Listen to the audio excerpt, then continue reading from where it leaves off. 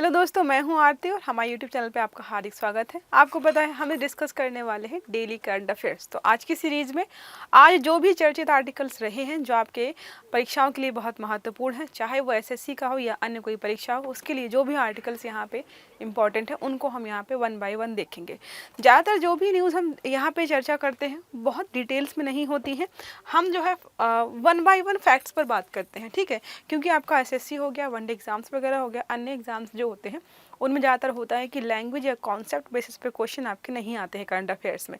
ज़्यादातर होता है वन लाइनर फॉर्म में स्टेटमेंट वाले, ऐसी होती है जिसमें आपसे जानकारी पूछी जाती है कि ये जो न्यूज़ है, ये व्यक्ति है, ये संस्था है या कोई भी चीज़ ऐसी है जो हाल ही में घटित हुई है, उससे संबंधित आपके पास जानकारी होनी चाहिए, ठीक है। तो उसी के लिए हम स्टार्ट करें। आज का हमारा पहला आर्टिकल होने वाला है राष्ट्रीय आपदा प्रबंधन प्राधिकरण, ठीक है। राष्ट्रीय आपदा प्रबंधन प्राधिकरण का नई दिल्ली में 28 अक्टूबर को 20वें स्थापना दिवस का उद्घाटन समारोह आयोजित किया गया है। तो नाम क्या है? राष्ट्रीय आपदा प्रबंधन प्राधिकरण। तो राष्ट्र में जितनी भी आपदाएं आती हैं, चाहे बाढ़ हो, सूखा हो, भूकंप हो, सुनामी हो, इन सब से कैसे निपटना है, इन सब के बाद कैसे जो है वहाँ के लोगों को सुरक्षित पहुँचाना है, इन सब का जो प्रबंधन करने के लिए हमारे यहाँ पे प्राधिकरण है, उसका हाल ही में जो है 28 अक्टूबर को 20वां स्थापना दिवस मनाया गया। कहाँ पर? दिल्ली में। तो यहाँ पे मुख्य अतिथि रहे हैं अमित शाह, जो कि हमारे जो है केंद्रीय गृह एवं सहकारिता मंत्री भी हैं। विषय इस बार का रहा है व्यवहार परिवर्तन के लिए जागरूकता के माध्यम से आपदा जोखिम न्यूनीकरण के लिए समुदायों को सशक्त बनाना। फिर से पढ़ देती हूँ। व्यवहार परिवर्तन के लिए जागरूकता के माध्यम से आपदा जोखिम न्यूनीकरण, आपदा को कम करने के लिए समुदायों का सशक्त बनाना, हम समुदायों को सशक्त बनाएंगे। इस दौरान युवा आपदा मित्र योजना भी शुरू की गई है, जिसमें है सामुदायिक स्वयं सेवकों को आपदा की तैयारी और प्रतिक्रिया के लिए प्रशिक्षित करना। यहाँ पे सामुदायिक मतलब बहुत सारे लोग होंगे जिनको यहाँ पे प्रशिक्षित वगैरह किया जाएगा। नाम क्या है? युवा आपदा मित्र योजना, ठीक है। इसके बाद हम देखते हैं क्या है यहाँ पर जो हमारा है राष्ट्रीय आपदा प्रबंधन प्राधिकरण है, उसके बारे में थोड़ी जानकारी हम यहाँ पे इकट्ठा कर लेते हैं। सर्वोच्च वैधानिक निकाय है यहाँ पर। 27 सितंबर 2006 को आपदा प्रबंधन अधिनियम 2005 के तहत इसकी स्थापना की गई थी। अध्यक्ष जो होते हैं इसके हमेशा प्रधानमंत्री ही रहेंगे। उपाध्यक्ष जो है कैबिनेट मंत्री होते हैं। 8 अन्य सदस्य होते हैं जो कि राज्य मंत्री होते हैं। साथ में मुख्यालय इसका नई दिल्ली में है। और अगर बात करें नोडल मंत्रालय कौन होने वाला है इसका, तो केंद्रीय गृह मंत्रालय इसका नोडल मंत्रालय है, ठीक है। नेक्स्ट चलते हैं। अमेरिका की ग्लोबल फाइनेंस मैगजीन में द्वारा एसबीआई को भारत में सर्वश्रेष्ठ बैंक घोषित किया गया है। जो एसबीआई वाले हर 2 घंटे 3 घंटे में ऐसा जब भी पहुंचो तो लंच ब्रेक मांगते हैं, उसको जो है पुरस्कृत किया गया है। देखिए कहाँ से, ग्लोबल, अमेरिका की जो है ग्लोबल फाइनेंस मैगजीन जो है उसके द्वारा इसको पुरस्कृत किया गया और बोला गया है भारत की सर्वश्रेष्ठ बैंक है। लंच ब्रेक के अलावा भी बहुत सारे काम करती है, जिसकी वजह से इनको जो है यहाँ पर एक तरीके से पुरस्कार मिला। मैगजीन ने अपने 31वें वार्षिक सर्वश्रेष्ठ बैंक पुरस्कार में एसबीआई को 2024 के लिए भारत के सर्वश्रेष्ठ बैंक का पुरस्कार दिया है। साथ में जो है अपने ग्राहकों का विश्वास जीतकर देश भर में वित्तीय समावेशन को बढ़ावा देने के लिए इसको दिया गया है। तो मतलब देखो, भले ही आप जो है कितनी भी गालियां दे दो एसबीआई वालों को कि लंच ब्रेक लगाते हैं, काम नहीं करते हैं, लेकिन बात जब आती है विश्वास की, तो आपको पता है ज़्यादातर लोगों का जो है विश्वास जो है एसबीआई पर बहुत ज़्यादा है। बहुत पुराना बैंक है, सरकारी बैंक है और भरोसा है इसलिए, ठीक है। और साथ में वित्तीय समावेशन का मतलब होता है ज़्यादा से ज़्यादा लोगों को जो है हम जो है ये कोशिश करें कि उनके पास बैंक खाता हो। जैसे जनधन अकाउंट खोले गए थे, इसका एक ही लक्ष्य था कि ज़्यादा से ज़्यादा लोग जो है बैंकिंग सिस्टम से जुड़े। तो वित्तीय समावेशन में बहुत बड़ा रोल प्ले किया गया है इसके द्वारा। अब बात करते हैं हम स्टेट बैंक ऑफ इंडिया की, एसबीआई की, कि इसके बारे में जानकारी फैक्चुअल डाटा क्या हो। तो 2 जून 1806 में पहले इसकी स्थापना हुई, नाम था बैंक ऑफ कलकत्ता। उसके बाद जो है 1809 में इसका पुनर्गठन फिर से किया गया बैंक ऑफ बंगाल के रूप में। फिर उसके बाद जो है 1921 में बैंक ऑफ बंगाल और बैंक ऑफ मद्रास और बैंक ऑफ बम्बई को जो मिलाकर के इसका नाम रखा गया imperial bank of India. Imperial bank of India जो है 1921 में रखा गया। फिर उसके बाद इसको है 1 जुलाई 1955 को इंपीरियल बैंक ऑफ इंडिया का नाम बदलकर स्टेट बैंक ऑफ इंडिया जो हम पढ़ते हैं, ये नाम कब रखा गया है? 1955 1 जुलाई को। अध्यक्ष कौन है अभी? चल्ला श्रीनिवासुलु शेट्टी। अगस्त 2024 से इसके अध्यक्ष ये बने हुए हैं। मुख्यालय इसका कहाँ पर है? मुंबई में इसका मुख्यालय देखने को मिल जाएगा। ठीक है, तो ये हमारी हो गई। चलते हैं अगली न्यूज पर। तो विपिन कुमार भारतीय विमानपत्तन प्राधिकरण के अध्यक्ष नियुक्त किए गए हैं। तो आप कभी सोचते हो बड़े बड़े जो भी हमारे संस्थान होते हैं उनमें जो बड़े बड़े अधिकारी होते हैं वो कहाँ से आते हैं? तो यही IAS IPS अधिकारी होते हैं जो बाद में 30 साल 25 साल या 35 साल बाद प्रमोट होकर के बड़े बड़े संस्थानों को संभालते हैं। तो यहाँ पर देखिए इनके बारे में। विपिन कुमार बिहार कैडर के 1996 बैच के जो है IAS अधिकारी हैं। संजीव कुमार जो है अध्यक्ष के रूप में पहले कार्यरत रह चुके हैं इस पद पर। अब हम बात करें अगर भारतीय विमानपत्तन प्राधिकरण की, तो क्या स्थापना 1 अप्रैल 1995 को की गई थी। ठीक है, AAI अधिनियम 1994 के तहत। अगर बात करें मुख्यालय का, मुख्यालय है नई दिल्ली में। नोडल मंत्रालय है नागरिक उड्डयन मंत्रालय। ज्योतिरादित्य सिंधिया, इनके बारे में आप पढ़ते रहते होंगे बहुत बार। वर्तमान अध्यक्ष जो है विपिन कुमार, जिनके बारे में अभी हमने पढ़ा है। ठीक है, चलते हैं नेक्स्ट में। भारतीय वैज्ञानिक विभव तालुकदार को IUCN के रेड लिस्ट के बारे में आपने पढ़ा ही होगा, जारी होती है। का शीर्ष संरक्षण पुरस्कार प्रदान किया गया है। तो भारतीय वैज्ञानिक जो है विभव तालुकदार हैं, उनको जो है IUCN का जो है पुरस्कार प्रदान किया गया है, जिसका नाम है शीर्ष संरक्षण पुरस्कार। ठीक है, इसके बारे में देखेंगे। तो आबू धाबी में अंतरराष्ट्रीय प्रकृति संरक्षण संघ IUCN के प्रजाति अस्तित्व आयोग द्वारा संरक्षण नेतृत्व के लिए हैरी मेसेल पुरस्कार से सम्मानित किया गया है।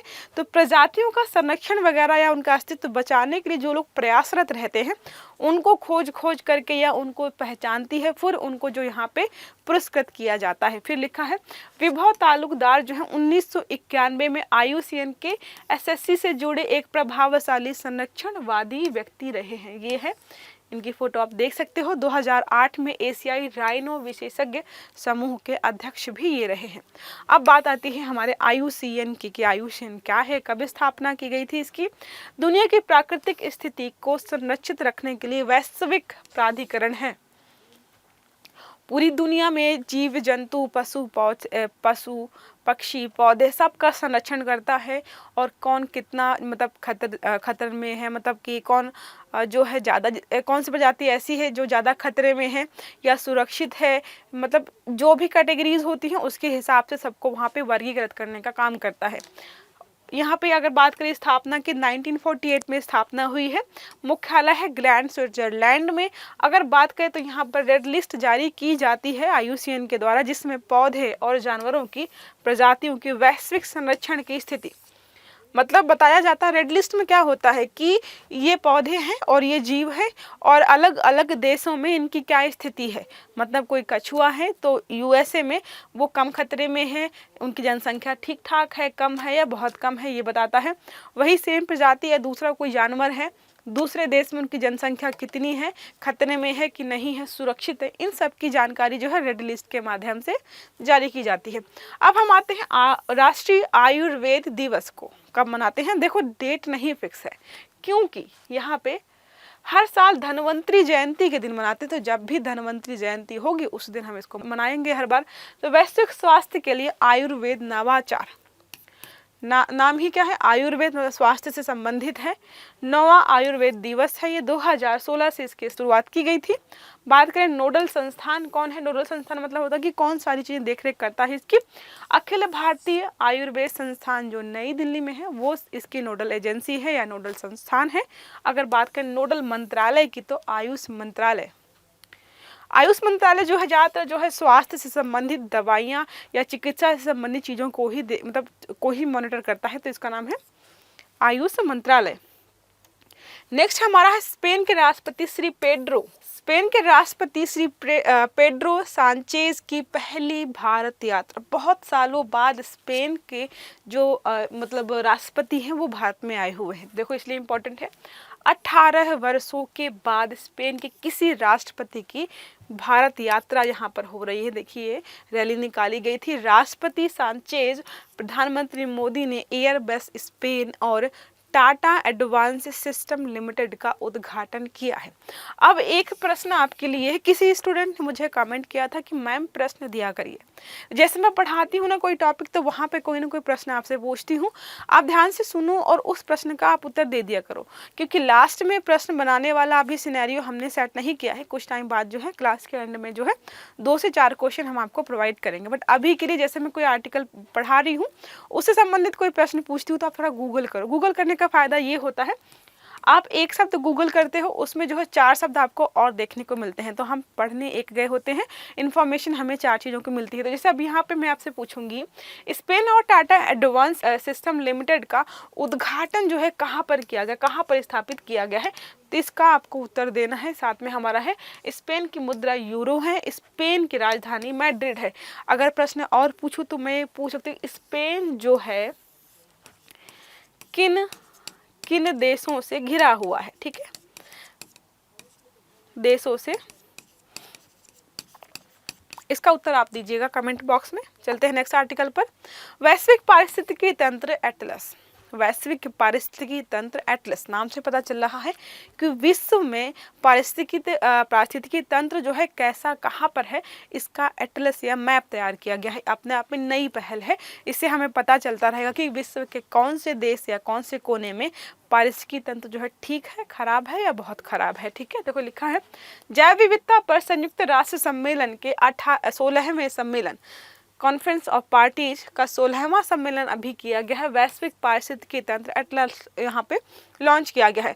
यह वैश्विक पारिस्थितिकी प्रणालियों के लिए मानचित्रण एवं निगरानी पर ध्यान केंद्रित करने वाला अपनी तरह का पहला उपकरण है। अपनी तरह का पहला उपकरण है। क्या करेगा, जितने भी पारिस्थितिकी तंत्र प्रणालियां हैं उन पर जो है उनका मानचित्रण तो करेगा ही करेगा, निगरानी भी करेगा। अब यहाँ से पता चलता रहेगा कि भाई ये वाला एरिया ठीक है, गर्मी ज़्यादा पड़ रही है, अरे बारिश ज़्यादा हो रही है, बाढ़ की संभावना है, यहाँ पर इतने जीव जंतु रह रहे हैं, मतलब सारी जानकारी जो है आपको यहाँ से इसके माध्यम से मिलती रहेगी। तो अपनी तरह का पहला उपकरण है। इसका विकास ग्रुप ऑन अर्थ ऑब्जर्वेशन ने किया है। इसका विकास जो है GEO ने किया है। अगर बात करें जैव विविधता पर अभी समय की, तो कॉन्फ्रेंस ऑफ जो COP जो है हमारा, उसके बारे में बात हो रही है यहाँ पे। इस कानूनी रूप से बाध्यकारी जो भी देश ऐसे हैं जिन्होंने इस पर जो है हस्ताक्षर किए, उन सब पर बाध्यकारी है, लागू होता है, मानने पड़ेंगे। बहुपक्षीय संधि है। 1992 में रियो डी जेनेरियो में हुए पृथ्वी शिखर सम्मेलन के दौरान हस्ताक्षर यहाँ पर किए गए थे। तो जो भी कंट्रीज हैं जिन्होंने इस पर हस्ताक्षर किए हैं सब पर बाध्यकारी है। आपके लिए यहाँ पे प्रश्न है कि कितनी कंट्रीज इसमें शामिल हैं। ऐसे लिख देती हूँ, कितने देश यहाँ पर शामिल है। ठीक है, इसका प्रश्न का उत्तर आप मुझे कमेंट बॉक्स में दीजिएगा। अगला आर्टिकल हमारा है, अफगानिस्तान ने जीता इमर्जिंग एशिया का कप। तो अफगानिस्तान ने जो है इमर्जिंग एशिया का कप जीता है। पुरुष क्रिकेट टीम ने श्रीलंका की टीम को हराया है। यहाँ पे संस्करण जो था इसका 6वां था। आयोजन जो है ओमान में किया गया था। टूर्नामेंट में नियमित टेस्ट खिलाड़ी भाग नहीं लेते हैं। ये अपने आप में इम्पोर्टेंट हो जाता है कि यहाँ पे टूर्नामेंट में जो नियमित टेस्ट खिलाड़ी होते हैं वो पार्टिसिपेट नहीं करते हैं। इमर्जिंग एशिया कप के बारे में बात करें तो आयोजन करता है एशियन क्रिकेट काउंसिल द्वारा आयोजित किया जाता है इसको हर साल। पहला संस्करण 2013 में सिंगापुर में, पहले संस्करण का विजेता जो था भारत था। हमारे लिए इससे जरूरी हो जाता है कि पहला ही संस्करण हुआ और भारत ने जो है उसमें बाजी मार ली। नेक्स्ट हमारा है डिजिटल मेमोरियल ऑफ वेल्लोर। जैसे जो भी हमारे सैनिक वगैरह होते हैं उनको जो श्रद्धांजलि देने के लिए ज़्यादातर लोग जाते हैं, जैसे gateway of India, India gate, यहाँ पे जाइए, जाके लोग जो है दीपक वगैरह जलाते हैं, माला वगैरह चढ़ाते हैं। तो ऐसे ही जो डिजिटल बनाया जा रहा है, जो रेलवे में काम करते हैं, सुरक्षा गार्ड का काम करते हैं, उनकी जब किसी भी कारणवश जो मृत्यु हो जाती है तो उनको वहाँ पे जो है श्रद्धांजलि देने के लिए डिजिटली जो है आप फूल पौधे पत्ती से उनको सजा सकते हो फोटोज़ को, उसके लिए स्टार्ट किया गया है। तो क्या लिखा हुआ है, रेलवे सुरक्षा बल द्वारा वीर शहीदों के सम्मान में डिजिटल मेमोरियल ऑफ वेलोर का शुभारंभ किया गया है। अगर बात करें तो यह रेलवे सुरक्षा बल के शहीदों को सम्मानित करने के लिए एक वेबसाइट है। यह एक वेबसाइट है। इस वेबसाइट पर किसी शहीद की तस्वीर को पुष्पमाला और मोमबत्ती से डिजिटल रूप से सजा सकते हैं। आप जो है किसी भी शहीद की वहाँ पे आप चुन सकते हो फोटो और उसको आप जो है सजा सकते हो जैसे आप सजाना चाहो। इस डिजिटल प्लेटफॉर्म पर नागरिक शहीदों को अपनी श्रद्धांजलि दे सकते हैं। साथ में पिछले साल शहीद हुए रेलवे सुरक्षा बल के 14 शहीदों की तस्वीरें और नाम यहाँ पर आपको देखने को मिल जाएंगे। आज का आई थिंक ये लास्ट आर्टिकल होने वाला है और ये हमारा है एयरक्राफ्ट C295 के बारे में। तो एयरक्राफ्ट C295 क्या है, हमने किस देश से लिया है, कितने लिए हैं, ये सारी जानकारी हमें इसके माध्यम से मिलेगी। तो वडोदरा में TASL कैंपस में C295 विमान बनाने के लिए टाटा एयरक्राफ्ट कॉम्प्लेक्स का उद्घाटन किया गया है। इसके बारे में थोड़ी देर पहले पढ़ा था हमने। एयरबस स्पेन के साथ इस डील के लिए हमने कितने टोटल 56 C जो है 295 एयरक्राफ्ट खरीदे हैं, जिसमें से जो है 16 जो है स्पेन से सीधे एयरबस के माध्यम से आएंगे और 40 जो एयरक्राफ्ट हैं हम जो है वहाँ पर अपने यहाँ भारत में ही इनका निर्माण करने वाले हैं। ठीक है, ताकि हमें क्या है टेक्नोलॉजी की जानकारी भी हो जाएगी और हम अपने यहाँ जो है स्वदेशी रूप से इनका विकास भी कर पाएंगे। और हमने क्या है दूसरे देश से खरीद भी लिया, वो भी खुश, हम भी खुश, सब कुछ खुश है। यहाँ पे भारत में इन एयरक्राफ्ट का निर्माण टाटा एडवांस सिस्टम द्वारा किया जाएगा। याद रखिएगा, निर्माणकर्ता कंपनी जो यहाँ पे होने वाली है टाटा एडवांस सिस्टम द्वारा इनको बनाया जाने वाला है। C295 tactical military transport aircraft हैं। कुछ इस तरीके के देखें कैसे हैं, टैक्टिकल मिलिट्री है, मिलिट्री में यूज होते हैं, ट्रांसपोर्ट मतलब सामान को यहाँ से वहाँ ले जाने के लिए एयरक्राफ्ट हैं। ठीक है, तो ये समझ में आ गया। ये थी हमारी आज की आखिरी न्यूज, हमने कवर कर लिया है आज के सारे करंट अफेयर्स जो भी इंपॉर्टेंट थे। आई होप आपको समझ में आए होंगे। अगर क्लास अच्छी लगी है तो लाइक करिएगा, चैनल को सब्सक्राइब करिएगा और वीडियो आपको टाइम से मिलता रहे इसके लिए बेल आइकन जरूर दबाइएगा। Have a good day, thank you.